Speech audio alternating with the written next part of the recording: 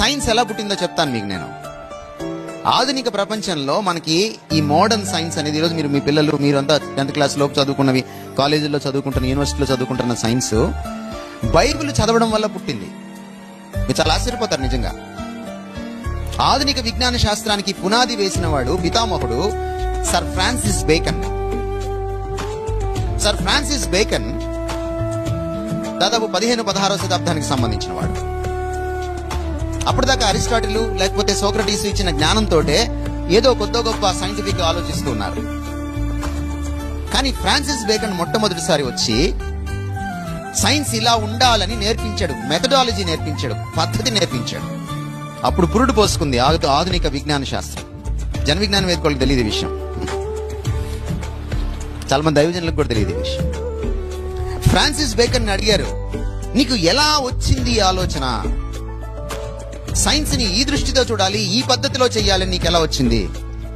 Francis bacon ఏమనంటే, ఆదికాండం 1వ page చదువుతుంటే, బైబిల్లో 1వ పేజీ చదువుతుంటే నాకు కలిగిందన్నాడు.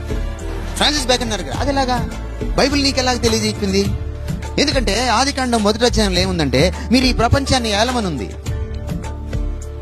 మీరు ఈ తోటను సేద్యం చేయమని ఉంది 2వ అధ్యాయంలో.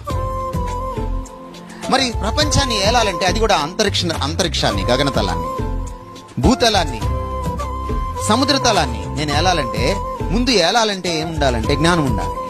ఆయనకు అప్పుడు వచ్చిందంటే ఐడియా, ఓహో ప్రపంచాన్ని నేను ఏలగలను, దేవుడు నాకు ఇచ్చాడు మనిషికి ఇది. ఏలాలంటే నేనేం చేయాలండి? పరిశోధన చేయాలి. చంద్రుని పరిశోధించాలి, అంగారకుని పరిశోధించాలి, భూమిని పరిశోధించాలి, భౌతిక శాస్త్రాన్ని పరిశోధించాలి.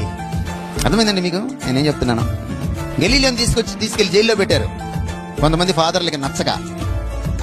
ఆయన ఒక మాట చెప్పాడు. అప్పుడు దాకా అందరూ ఏమనుకుంటున్నారంటే, సూర్యుడు భూమి చుట్టూ తిరుగుతున్నాడు అనుకున్నారు.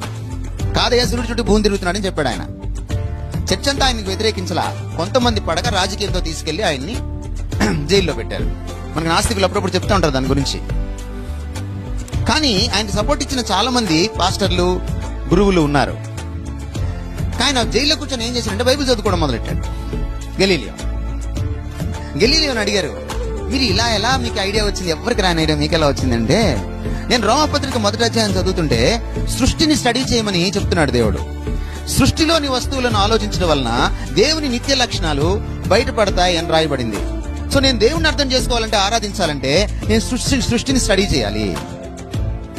నేను స్టడీ చేయడం మొదలెట్టాను, నాకు బయటపడింది.